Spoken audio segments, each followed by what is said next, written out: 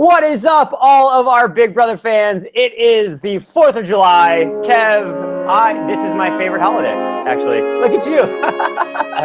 Happy 4th of July, everybody out there. God bless America, Nick, and God bless the house guest for doing the right thing and voting out our Big Brother Messiah, Jose.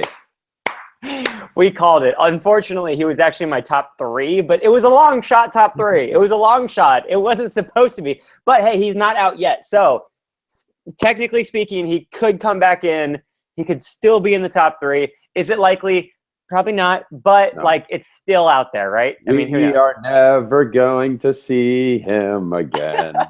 Except when he loses the challenge to Glenn, which they haven't even told us when the hell that's going to happen. So I just watched the episode. I'm here in Las Vegas. I came to Las Vegas to watch my favorite band, 311, play last night at the Mandalay Bay. I am currently in the Encore. It is a fabulous hotel. I'm going to get up here and show everybody how insane this room is, right? Look at my view. There's the strip. I'm just going to walk you through real quick this insane room. So here's the master suite bed, and the bathroom is bigger than my New York apartment. I mean, it's just insanely large.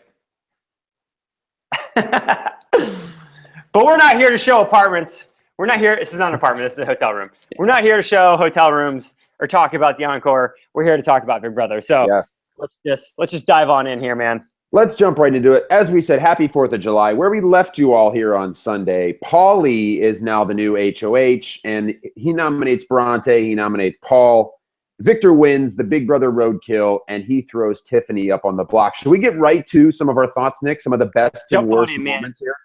I would love to. Okay, go ahead. Okay, so here's one of my best. I'm going to go through my best, right? Okay, do it. Number 1 is James throwing the comp. He did a really good job at throwing the competition. I watched his angulation, and he just he did it very convincingly. I thought when he said I was going to throw it, I was like, oh, this is a disaster. Anytime anyone throws the comps, it's everyone kind of sees it, but they kind of convince themselves not. This was spot on. I give him an A++ for throwing the comp. Yeah, you know what? I was actually, in terms of one of my best, I was going to just share James being in the house. James in the house is a lot of fun. Here's my one concern, Nick. I'm worried that James is going to be like the sequel to Dumb and Dumber, where you loved it the first time around, and then you realize in the sequel, we're seeing some of the same bits where he hides in the dark and scares the girls. He's flirting with the ladies. I'm worried it's going to be Dumb and Dumber too, but I'm enjoying James in the house right now. I just hope that one of the girls doesn't get a restraining order against James, Nick. That's what I'm worried about. The way he's coming hard at some of these ladies, what if that happens? What are they going to do? The restraining order is something that I have in the back of my mind. I'm thinking he's going really hard here. Yeah. It doesn't he has thrown the line out every single time. I mean, whatever bites. I mean, he's going to pull that hook straight through their mouth. I'm worried he's going to get pepper sprayed by Natalie and have a hard time competing in the next HOH contest. I mean, that could happen. But I'm enjoying having him in the game. It is fun. It's the twistiest twist of summer ever. You know what I mean? The Big Brother mace can. You know what I mean? It's offered in the DR. Yeah. Okay, another big best here. So I don't know who they hired this year to do the music for Big Brother, but it's so good. It's like a literal score for a movie. The music that they were playing with Paul and Bronte, the conversation, it was so dramatic and so eerie. It was like a drama horror slasher film. It was really intense. Yeah. I don't know who they hired, but it's great. We have peaks and valleys wow. I was thinking the same thing. I'm watching the episode. I'm laughing. I'm crying. I'm picturing John Williams just conducting to an orchestra here just for Big Brother. Maybe all of their money is in this score here. Do you think we can buy the soundtrack to Big Brother 18 after they're done here? If it's not available on iTunes, I'll be upset. Because I'm going to throw another best out here, Nick, something that I'm liking right now. I'm loving Frank's game right now. Mm-hmm. I think Frank is playing a tremendous game. He's winning competitions. He's being strategic. He's not the focal point. He's not the Vanessa. He's not the target. He's kind of right there behind the scenes. He's kind of the hand of whoever's in charge, for a Game of Thrones reference. I think he's playing a great game right now, winning competitions when he needs to, stepping up strategically when he needs to, but also drifting in the background. Loving his game right now. Yeah, I couldn't agree more. I think he's playing. When I watched Big Brother 14, I was really excited to watch him play, and I wanted him to go a lot further. And so watching him now, we get to actually see it happen. I'm enjoying it. He is definitely the person that I would want to be in the house as of right now, as of today. Yeah. Okay, I got another good here, another best. This is a quote from Devon. It was while she was in the shower, and she was listening to James pitch everybody, right? And she says, quote, "God stabbed me." It perfectly said, because listening to him pitch game over and over and over and over again is like, yes, just stab me. Another fun quote from Paul when they were doing the HOH competition, and Z was just slowly walking on the logs. He told her to try to shake off the willies and the nillies, which is great coaching, Paul. Thank you for that feedback. That's really going to help.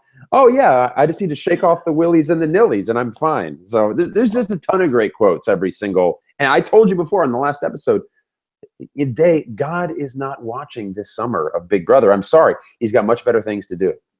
Kev, everybody knows every Olympic athlete won because they shook off the willy and nillies. I mean, that's like playbook like number one. And the nillies. Oh man, fantastic. Okay, so I have one worst here, right? Ooh, so I gave a lot of bests. I only really have one worst here, and this is a little insider tip, right? So this is because I was on the show and I get this, right? So it cuts to Victor crying, right? I mean, he's just like, I can't believe it. And it's like, you would never expect that this guy's crying, but that house has a way of making you so lonely so quickly that by him having his one person he trusted evicted, like they set it up to make it look like, his friend has died. But when you're in the house, it kind of feels that way. I mean, you put all this trust in them and then they're gone, right? And you're like locked to this little zone. And so your emotional trust is put in that person, and then they're dismissed, they're evicted, they're gone. And so it does actually kind of like hit like that. So I actually don't want to like boo-hoo the fact that Victor was crying. I'm actually kind of saying it's a worse because a lot of people won't understand that emotion. It's like, it's really real. Like it's real. It's there. You really do feel as if you have like lost somebody. Interesting. And I was going to share a worst too. And I think this kind of gets into your point. My worst is the followers of the Messiah, your Natalie's, your Brontes, your Victor's. Why are you so loyal to a guy you've known for a week that is calling himself the heart and joy of the house, that is saying he's the Big Brother Messiah? He's voted out of the house. And rather than try to do damage control, you're rallying around each other and you're just making yourselves a target. Bronte, are you going to get voted out because of Jose? Play your own game. Go to Polly. Go to this quote unquote 8-pack. Do some damage control. Nick, why are they so loyal to the Messiah? Maybe he actually is the Messiah. Maybe that's what we're learning. He underestimated him. He actually is the Messiah. He has followers. He has disciples. Yeah. Nick, they're willing to fall. Why are they so loyal to him? I don't understand it. I don't know. He's got the magic touch. Dude, speaking of being loyal and gameplay going wrong, so we have the Big Brother roadkill, right? And the one person who we really didn't think was going to win, but then actually did win, is Victor. But he comes out of the hole swinging with just kind of really bad strategy, And Nick, so we now we have a new segment, right? Yes. And I'm going to let you take this one, Kev. Yes, we have a brand new segment. We are the Big Brother consulting firm right here. You can call on us. You can talk to Nick or myself. If you don't know what to do in the house, pick up a phone, call the consulting firm. So I am going to tell Victor right now what he should have done, Nick. He made a very big strategic mistake. He should have done things differently. If he called you and I, if he called the Big Brother consulting firm, he'd have a better spot in the house. Here's what he should have done after he won the BB roadkill. He should have told no one. He should have put himself up on the block. Because right now, the only thing that's going to save him is the power of veto. And he's not even assured right now that he's going to play in that competition. If he puts himself up on the block, he guarantees himself he can play in the power of veto. And he also creates some confusion in the house. If he pretends like he doesn't know who nominated him, maybe people in the 8-pack start to get suspicious of each other, and a new target emerges. If Victor doesn't win the POV, then he can kind of float the idea that it was that it was Paul that put him up, and that gives him a reason to campaign against Paul. Because I think either Paul or Victor is going home this week, but I don't think Victor is going to campaign against Paul. He doesn't really have a reason to. If he pretends that it was Paul that put him up on the block, he can go to Paulie. He can tell him tell him that I'm never gonna put you up if I'm HOH. He can give him 3 weeks of safety and say, Paul's against me now. Paul, I think, is the one that put me up. If Victor had put himself up, it would have been a much better strategic decision. Nick, react to that. What do you think? I mean, that was just so much information, Kev. I mean, you've really thought this through. I don't know why you haven't applied for the show yet. I don't know. Like, we could go in there as like siblings, you know what I mean? Or something like that. Like big brother, cousin, like duo team. Because right now I feel like that was so highbrow, like shoo, like right over me in my head. So, that's why we have a consulting firm here, Nick. We make these kind of decisions for players that can't do it themselves. And here's the thing, Kev. Here's what I don't understand and I don't know about this. So, and help me out here, right? Because I don't even know the rules. It's like tax law, right? It's like there's so many loopholes I don't even know. So if you are the big brother roadkill and you can put someone else on the block, do you also have the power then to remove yourself from the block? Like, what if he were put on the block? Can he then remove himself? Or no, he can only add one person. I don't think he can remove himself, but the only thing that I don't know, and maybe our viewers in the comments section can tell us, is if as the BB roadkill, can you nominate yourself? I don't think Julie said anything against that. Maybe our viewers can share their thoughts on whether maybe there is more information than we know. But if you can nominate yourself, Nick, I think that would have been the move for Victor. Guarantee yourself to play in the POV. See, now, what if it was like a memory comp, right? And so, like, he's now on the block. The only way he can win veto is if it's like one of these, like, 3 a.m., like, wake you up, remember what color the refrigerator magnets are. Like, dude, that would be a bad spot to be in. I'd rather have safety and knowing that I'm not on the block at all. And even if you are the replacement, like, I don't know. I mean, because he just doesn't know. Yeah, maybe. You know what, Kev? I agree with you. I just think that right now, if the course of events play out the way they're going to play out, he's going home. And the only thing that will save him this week is the POV. He needs to win that. By putting himself up and not telling anybody, he can create some dissension, some possible distrust, and maybe someone else emerges as a possible target, because he needs some sort of Hail Mary right now, Nick. He doesn't have a lot of options at this point. And I think it's just him or Paul that are going home this week. So, okay, speaking of like all things that are in the game and whatnot, there are certain things that I noticed, right, throughout this episode. And one of those things was, and I guess maybe because I'm looking at an eagle-eyed view, right? I've noticed now that there is definitely a standard reaction for any time that someone is talking about you that doesn't agree with your game, right? That basically is this. When you come into the room, everyone sort of like scatters, right? So it's, I'm tired, I need to go take a nap on the couch. I need to go figure out how to knit outside now and clip my toenails. Like, so I think like if we were ever to go back in the game, Kev, me and you as, team cousin. Yeah. If we came into the room and people were like, I gotta go wash my fingernails, like that's how we would know that because when you're comfortable, you're okay and you're down to talk about whatever it is. When you're uncomfortable, you want to split. Yeah. I also think to kind of build on that point, the shorter the responses are, usually means there's more distrust. There's a correlation. You saw Polly talking to Victor. He was basically grunting. Like he wasn't even saying words. Maybe he was just kind of like, yep. Really short responses usually mean not sure if they can trust them. I also learned something, Nick. I learned that it's going to be hard for me to listen to Nicole's voice the entire summer. Everything she says sounds like she's complaining, whether it's good or bad.